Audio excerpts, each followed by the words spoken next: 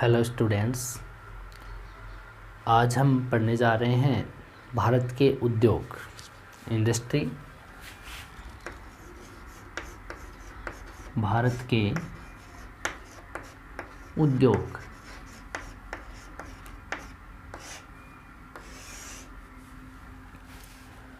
देखिए, जो भी हम प्राकृतिक जो संसाधन होते हैं, जितने कोई भी वस्तु मान सकते हो रॉ मटेरियल के रूप में, उनको हम तकनीकों के द्वारा जब अधिक महत्वपूर्ण उत्पाद के रूप में या उप उत्पादों के रूप में अगर हम उसको बना लें या उनको परिवर्तित कर दें और अपने काम में लेने के लिए हम उसको उद्योगों में उस उत्पाद को तैयार करते हैं, तो उनको उद्योग कहते हैं।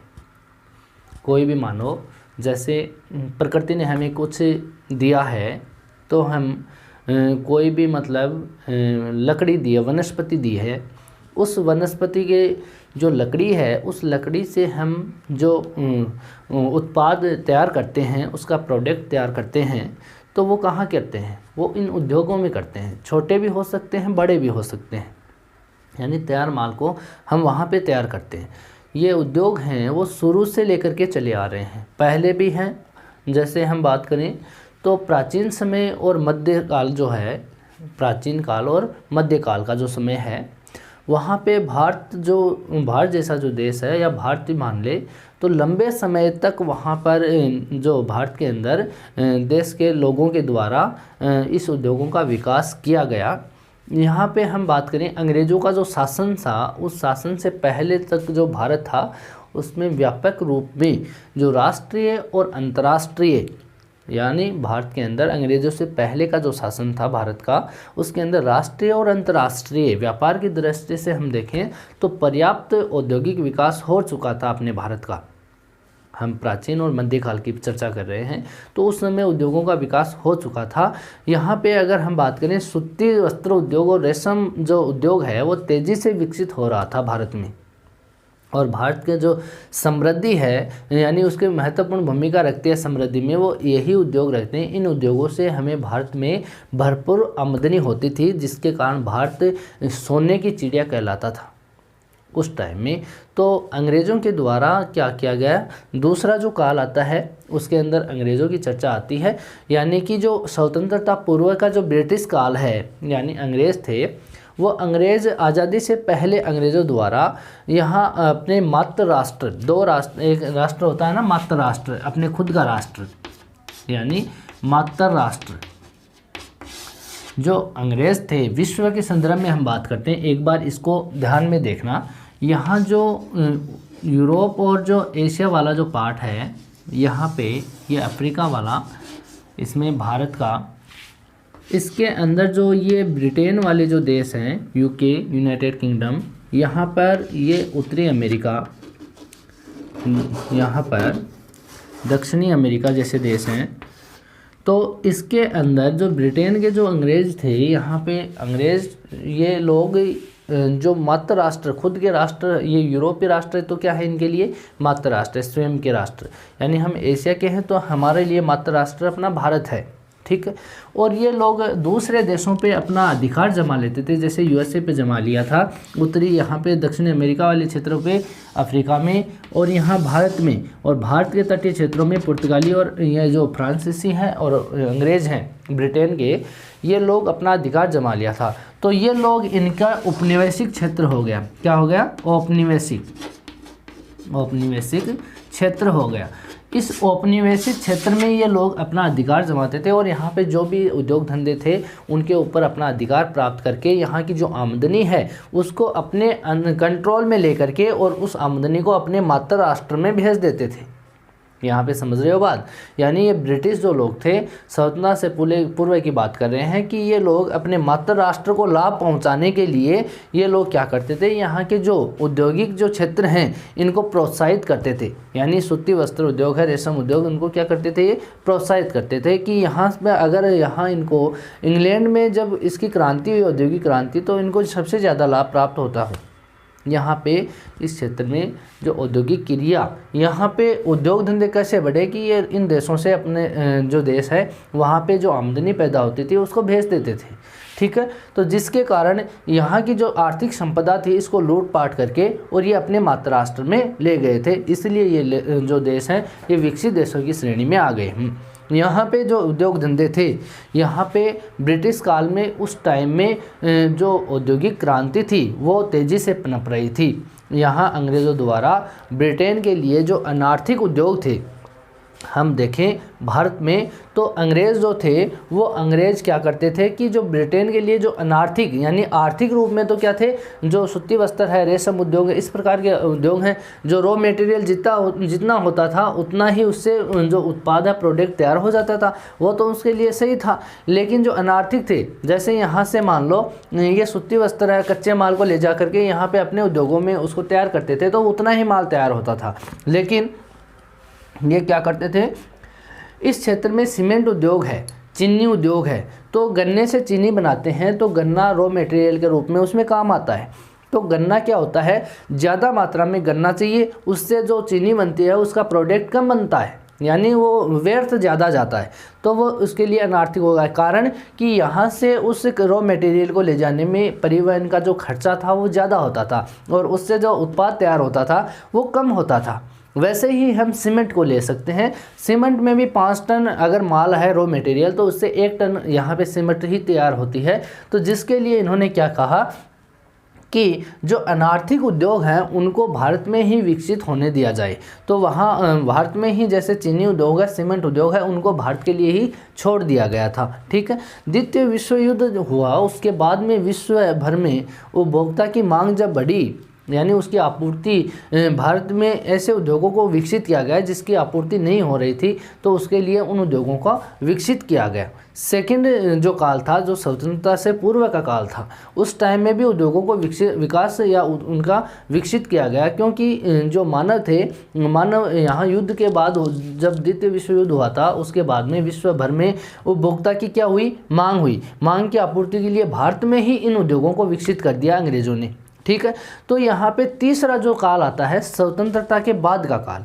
इस काल में हम बात करें तो 1947 में जब स्वतंत्रता के पश्चात हम भारत में अगर औद्योगिक विकास देखें तो कृषि विकास के साथ ही प्रारंभ हो गया था औद्योगिक विकास। कृषि विकास स्वतंत्रता के बाद में विकास प्रारंभ हुआ, जबकि 1923 में भारत की प्रथम औद्योगिक नीति जारी कर दी गई थी। भारत के अंदर 1923 में प्रथम औद्योगिक नीति जारी कर दी गई थी और परंतु स्वतंत्रता के तुरंत बाद, यानी स्वतंत्रता के तुरंत बाद भारतीय आवश्यकताओं के अनुसार अगर हम देखें तो प्रथम उद्योग मंत्री डॉक्टर श्यामा प्रसाद मुखर्जी द्वारा 1948 में स्वतंत्र भारत की प्रथम औद्योगिक नीति जारी कर दी, ठीक है।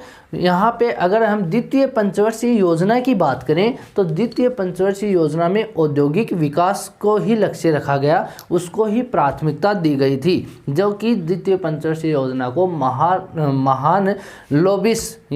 महालनोबिस योजना के रूप में जाना जाता है, जो कि भारत के महान अर्थशास्त्री थे महालनोबिस, ठीक है। विद्वान का नाम है जो अर्थशास्त्री था महालनोबिस। द्वितीय पंचवर्षीय योजना को इस नाम से भी जाना जाता है। यहाँ पे अगर 1991 की बात करें, 1991 की बात करें तो उसके बाद में तत्कालीन वहाँ के प्रधानमंत्री पीवी नरसिम्हा राव थे, उसका जो वित्त मंत्री था डॉक्टर मनमोहन सिंह, ठीक है, जो कि कांग्रेस के प्रधानमंत्री भी रह चुके हैं। वो भारत में आर्थिक उदारीकरण की जो नीति है उसको प्रारंभ कर दिया। किसको प्रारंभ कर दिया? आर्थिक उदारीकरण की, यानी कि 1991 में भारत में आर्थिक उदारीकरण प्रारंभ हुआ था। आर्थिक उदारीकरण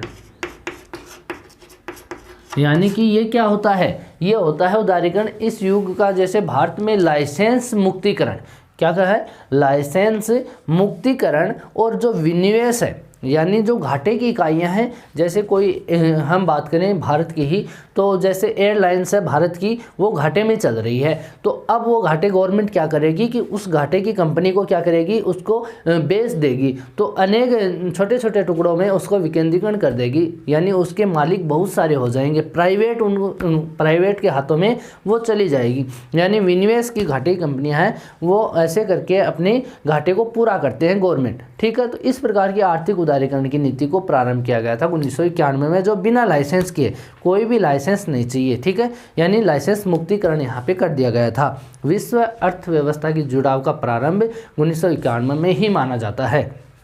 इसके साथ ही भारत में तेज़ी से औद्योगिक जो आर्थिक विकास है वो प्रारंभ हो गया, ठीक है। इसके बाद में हम इसमें देखते हैं भारत के प्रमुख उद्योग, इसके अंदर यह तो सामान्य जानकारी थी उद्योग से संबंधित। इसके बाद में हम बात करते हैं भारत में प्रमुख उद्योग, जिसके अंदर हम पहला ले रहे हैं लोहा इस्पात उद्योग। पहला अपना उद्योग कौन सा है, लोहा इस्पात उद्योग। यानी हमने देखा है कि प्राचीन समय में तो उद्योग हैं वो विकसित हो रहे थे, जिससे अपना भारत सोने की चिड़िया थी, लेकिन जो दूसरा काल है उसके अंदर जो विकास हुआ उद्योगों का, वो केवल ऐसे ही हुआ कि द्वितीय विश्व युद्ध में जो मानव की आवश्यकता थी उसकी आपूर्ति नहीं हो रही थी, उसको प्रोत्साहन करने के लिए अंग्रेज़ों ने इसका विकास किया, ठीक है। तीसरे काल में यहाँ पे अब जो उद्योगों का विकास हो रहा है द्वितीय पंचवर्षीय योजना के बाद में, वो लगातार अब जारी है, ठीक है। तो हम अब पढ़ रहे हैं उद्योगों का विकास। लोहा इस्पात उद्योग यह विश्व का महत्वपूर्ण आधारभूत उद्योग माना जाता है। यह क्या माना जाता है, विश्व का महत्वपूर्ण आधारभूत उद्योग माना जाता है,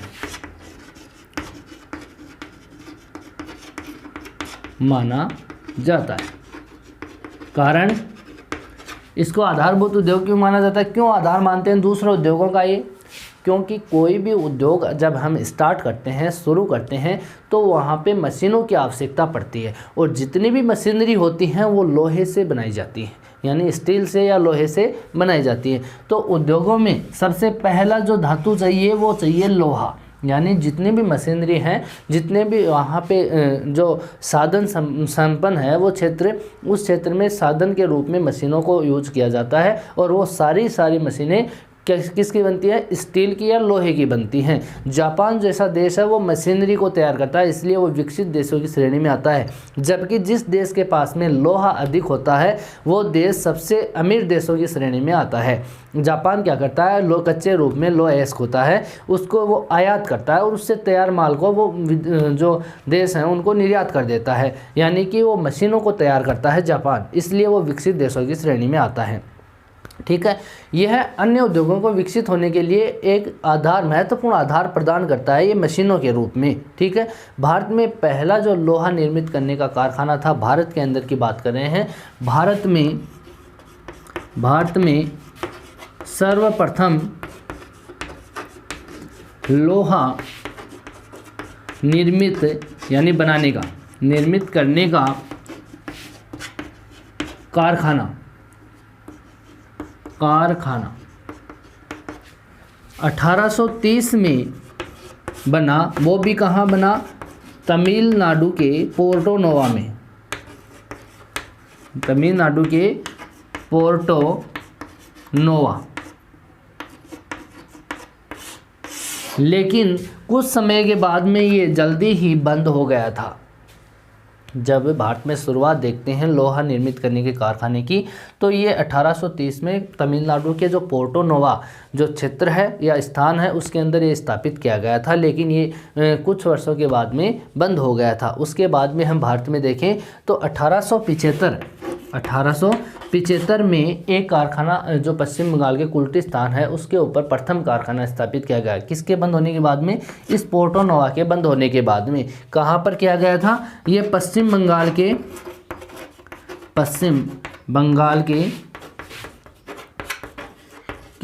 कुल्टी नामक स्थान पर। कौन सा स्थान है, कुल्टी नामक स्थान,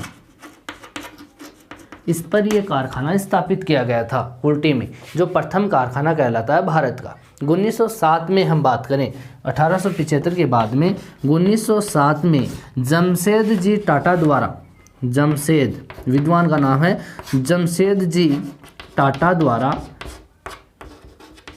पश्चिम बंगाल में ही, इन्होंने भी पश्चिम बंगाल के अंदर ही, पश्चिम बंगाल में ही एक अपना जो कारखाना स्थापित किया था साक्षी ग्राम में। यहाँ पे साक्षी ग्राम, सॉरी पश्चिम बंगाल में नहीं है, अब वो वर्तमान में कहाँ पर आ गया है, साक्षी ग्राम झारखंड में। ये साक्षी ग्राम में, पहले ये पश्चिम बंगाल में था लेकिन अब ये कहाँ पर है, झारखंड में है, वर्तमान झारखंड। ठीक है, तो साक्षी ग्राम जमशेद जी टाटा द्वारा साक्षी ग्राम वर्तमान झारखंड में स्थापित किया गया था, जो कि टाटा स्टील नामक कारखाना स्थापित है। ठीक है, कौन सा है, टाटा स्टील कारखाना, यहाँ पे 1907 में स्थापित किया गया था। फिर 1908 में यहाँ पे और देखें वर्तमान में, तो 1908 में यहाँ पे एक कारखाना 1908 में इसको की स्थापना हुई। किसकी स्थापना हुई, इसको की, जो कि यहाँ पे हम बात करें इसको की आयरन स्टील कंपनी लिमिटेड। यहाँ इसको की फुल फॉर्म क्या होती है, Indian iron steel company limited. ठीक है, तो यहाँ पे इसको की स्थापना हुई, जिसके अंदर पश्चिम बंगाल का हीरापुर, यहाँ पे 1908 वाले में जो पश्चिम बंगाल का हीरापुर नामक स्थान है वहाँ पर स्टील कारखाना स्थापित किया। कि कहाँ पर किया, पश्चिम बंगाल का हीरापुर नामक स्थान पर स्टील कारखाने की स्थापना की गई, स्टील कारखाना स्थापित किया। ठीक है, ये कब किया गया था, 1908 में किया गया था। इसकी फुल फॉर्म क्या होती है, यहाँ पे Indian iron steel company limited. ठीक है, यहाँ पर इसकी फुल फॉर्म ये होती है। ठीक है, Indian iron steel and company limited. यहाँ पे 1918 में इसको के अंतर्गत एक पश्चिम बंगाल में बरनपुर है, वहाँ पर भी स्टील कारखाना स्थापित किया। 1908 के बाद में 1918 में यहाँ पे 1918 में इसको के अंतर्गत ही, यह भी इसको की स्थापना यहाँ पे हो गई। तो इसको के अंतर्गत ही, इसको के अंदर ही या अंतर्गत ही पश्चिम बंगाल का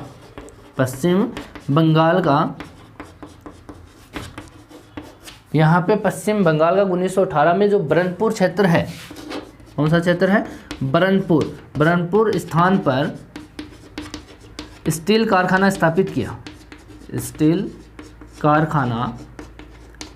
किया।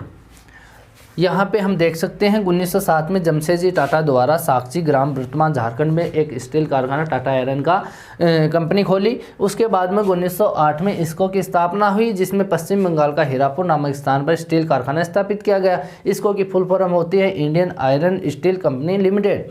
यहाँ पे 1918 में इसको के अंतर्गत पश्चिम बंगाल का बरनपुर स्थान पर एक स्टील कारखाना और स्थापित किया गया। यहाँ तक करने के बाद में 1918 के बाद में भारत के अंदर 1923 में एक कारखाना और स्थापित हुआ, वो था भद्रावती स्टील कारखाना, जो कर्नाटक में स्थापित हुआ था।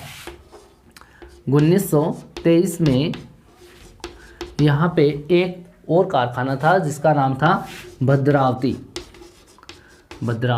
स्टील कारखाना, और ये था कहाँ पर, कर्नाटक में। ये भारत का प्रथम सार्वजनिक क्षेत्र का एक कारखाना माना जाता है। ये अगर हम इसकी भद्रावती की बात करें तो भारत का जो सार्वजनिक क्षेत्र का कारखाना मानते हैं उसमें सबसे पहला जो कारखाना है यही है, प्रथम सार्वजनिक क्षेत्र का कारखाना, सार्वजनिक क्षेत्र का कारखाना। आज़ादी के बाद इसका नाम चेंज हो गया, इसका नाम विश्वेश्वरैया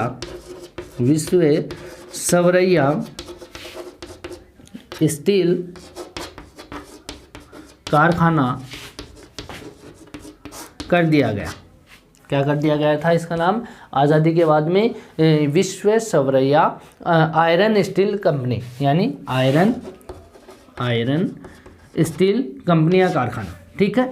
तो इसका नाम चेंज कर दिया गया। 1923 में भद्रावती स्टील कारखाना था, इसका नाम चेंज कर दिया आज़ादी के बाद में 1947 के बाद, ठीक है।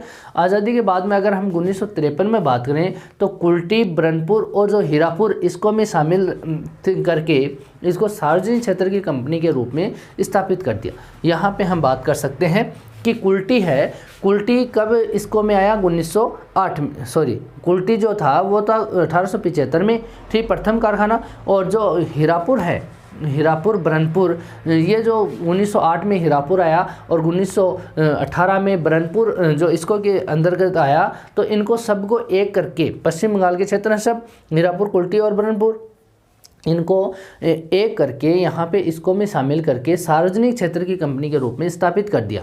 यानी इन तीनों को सार्वजनिक कर दिया गया था। पहला सार्वजनिक कौन सा है? 1923 का भद्रावती वाला, जबकि इससे पहले जो कारखाने स्थापित हो चुके थे 1875 में कुल्टी वाला, 1908 में यहाँ पे हीरापुर और 1918 में ब्रह्मपुर, इन तीनों को भी यहाँ इसको में शामिल करके सार्वजनिक रूप में इसको स्थापित कर दिया। यहाँ पर हम कह सकते हैं कि जो यह स्थापित करने के बाद में जो आर्थिक उदारीकरण हुआ 1991 में, उसके बाद में जब भारत में 2005 में एक कंपनी की स्थापना हुई और उसका नाम है सेल, यानी उसका नाम क्या है? सेल नाम है, यानी स्टील अथॉरिटी आयरन लिमिटेड या company, iron limited, steel authority of India limited, sorry India limited है यहाँ पे, steel authority of India limited, इसकी फुल फॉर्म सेल की फुल फॉर्म होगी steel authority of India limited. SAIL की स्थापना कर दी गई थी 2005 में जब आर्थिक उदारीकरण हुआ, उसके बाद में एक सेल की स्थापना हुई जिसके अंतर्गत कई कारखाने शामिल कर लिए, ठीक है। सेल के अंतर्गत इससे पहले भी जो कारखाने थे, जिसके अंदर हम भिलाई की, राउरकेला की, दुर्गापुर की बात कर सकते हैं, वो कारखाने निर्मित कर दिए गए थे, वो सेल के इससे पहले ही कर दिए। यहाँ पे सेल में 3 कारखाने पहले थे, जिसमें से भिलाई है, सेल में एक तो भिलाई है, भिलाई का कारखाना कहाँ पर है? छत्तीसगढ़ में, छत्तीसगढ़, ठीक है। यहाँ पे छत्तीसगढ़ में है एक राउरकेला, और राउरकेला है कहाँ पर? ओडिशा में। कहाँ पर है? ओडिशा में। ये स्थापित इसके साथ शामिल कर लिया ओडिशा वाला। इसके बाद दुर्गापुर, और दुर्गापुर है कहाँ पर? पश्चिम बंगाल में। कहाँ पर है? पश्चिम बंगाल। इसको भी इसके अंतर्गत शामिल कर चुके थे, ठीक है। तो यहाँ पे इनको शामिल करके यहाँ पे सेल की स्थापना कर दी गई। इसके बाद हम देखें भारत के अंदर सेल की एक स्थापना कर दी गई थी, SAIL steel authority India limited की। तो इसके बाद में अगर हम बात करें जो सेल के अंतर्गत लेने के बाद में 1956 से 1962 के मध्य का जो टाइम था, कितना? 1956 से 1962, इसमें कुछ देशों के सहयोग से यहाँ पे जो कारखाने स्थापित किए गए थे वो सेल के अंतर्गत जो हमने लिए हैं वो कौन कौन से हैं? भिलाई, राउरकेला और दुर्गापुर। इनकी जो स्थापना हुई थी वो दूसरे देशों के सहयोग से मानी जाती है। भिलाई जो है वो कहाँ पर है? ये छत्तीसगढ़ में, राउरकेला ओडिशा में है और दुर्गापुर पश्चिम बंगाल में है। तो भिलाई है वो रूस के सहयोग से स्थापित हुआ कारखाना है, रूस के सहयोग से स्थापित कारखाना।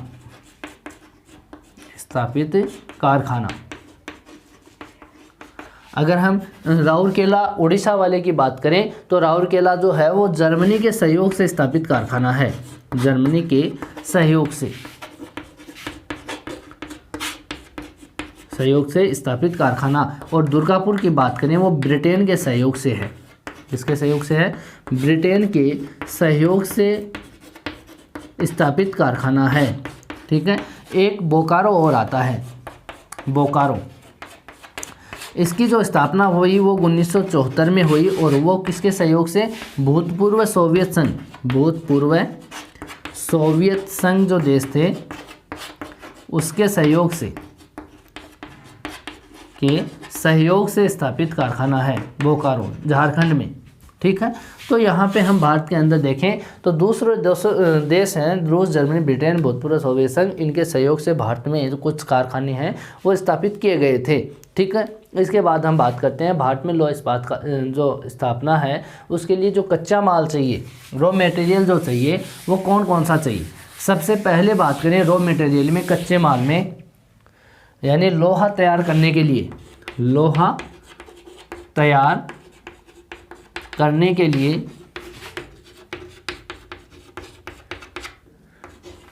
निम्न सामग्री या पदार्थ।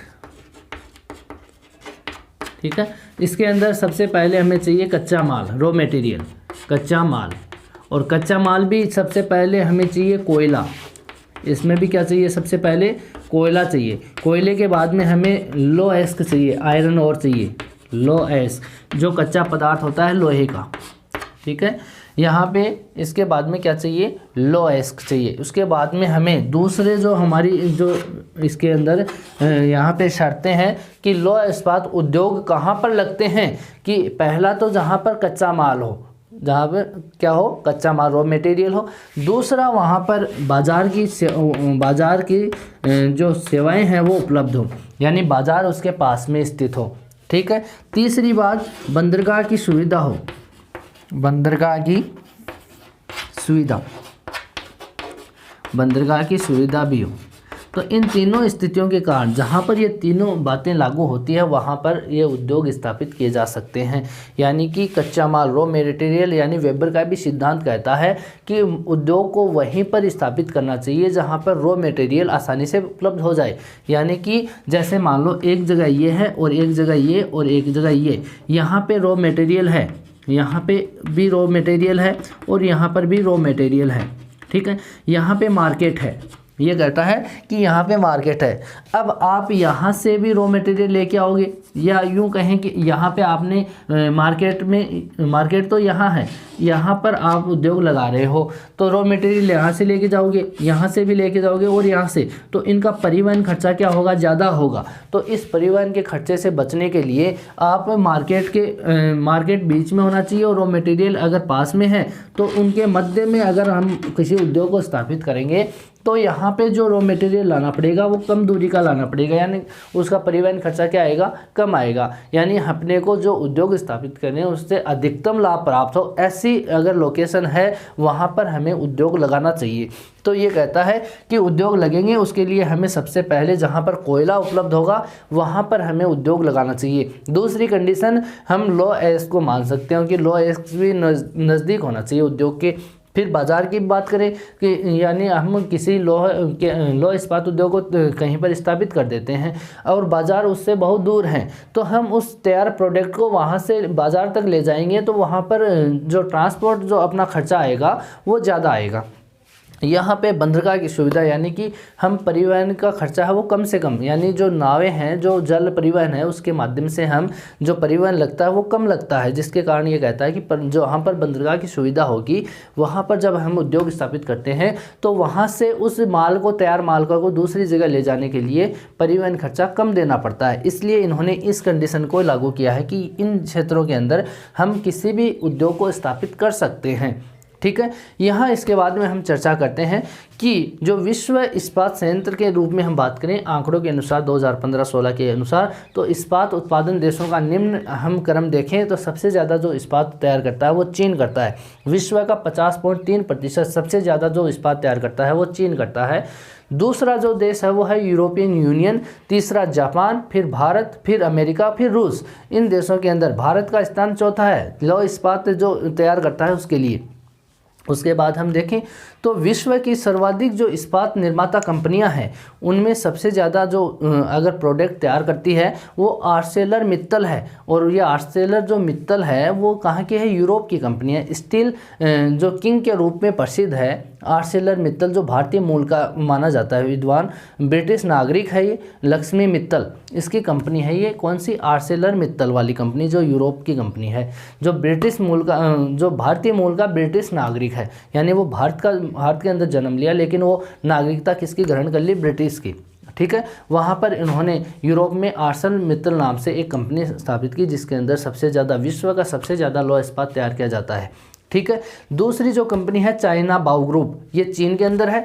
तीसरी हिस्टेल है, तीसरे नंबर पर जो लौह इस्पात जो तैयार माल करती है वो है कौन सी? हिस्टेल। हिस्टेल सर्बिया की कंपनी है।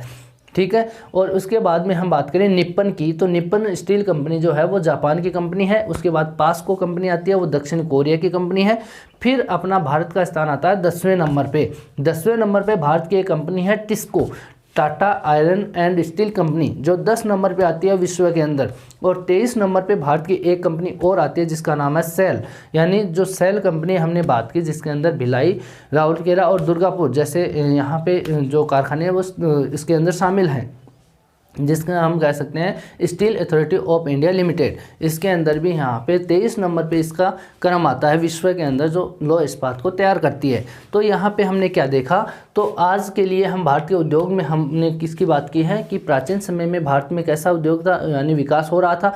मध्यकाल में भी हो रहा था, जो स्वतंत्रता से पूर्व का काल है, ब्रिटिश काल, उसमें भी हो रहा था, और आधुनिक काल है उसके अंदर भी उद्योगों का विकास जारी है। तो ठीक है, इसके बाद में हमने लौह इस्पात उद्योग की बात की। 1975 में कुल्टी में स्थापना हुई, 1907 में जो साक्षी ग्राम है वहाँ पे स्थापना हुई टाटा आयरन की, और जो 1908 में इसको की स्थापना हुई जो हीरापुर में हुई, 1918 में ब्रह्मपुर में हुई, 23 में जो भद्रावती वाला है उसकी चर्चा की। उसके बाद में 1953 में कुल्टी, ब्रह्मपुर, हीरापुर को इसको में शामिल कर लिया था। इसके बाद में हमने उदारीकरण की बात की तो सेल की स्थापना हुई। सेल के अंदर भिलाई, राउरकेला और दुर्गापुर उनको स्थापित वहाँ पर उसकी स्थापना मानी जाती है। फिर हमने ये चर्चा की कि कौन से देशों के द्वारा भिलाई को रूस के द्वारा, और राउरकेला को जर्मनी के द्वारा, और दुर्गापुर को ब्रिटेन के द्वारा यहाँ पे स्थापित किया गया था, और बोकारो को भूतपूर्व सोवियत के द्वारा सहयोग प्रदान किया गया था। ठीक है, तो इसके बाद में हमने बात की कि जो लौह उद्योग है उसको कहाँ पे स्थापित किया जाता है, तो कच्चा माल के रूप में, जैसे कोयला है, लोह इसके बाजार है, बंदरगाह की सुविधा, वहाँ पर ये उद्योग स्थापित किए जाते हैं। उसके बाद में हमने देखा कि विश्व में इस्पात के रूप में सबसे ज़्यादा जो देश हैं वो इस्पात को तैयार करते हैं, जिसमें सबसे ज़्यादा चीन है, फिर यूरोपीय यूनियन, जापान, भारत और अमेरिका, रूस जैसे देश यहाँ पे शक्तिशाली हैं इस्पात की दृष्टि से।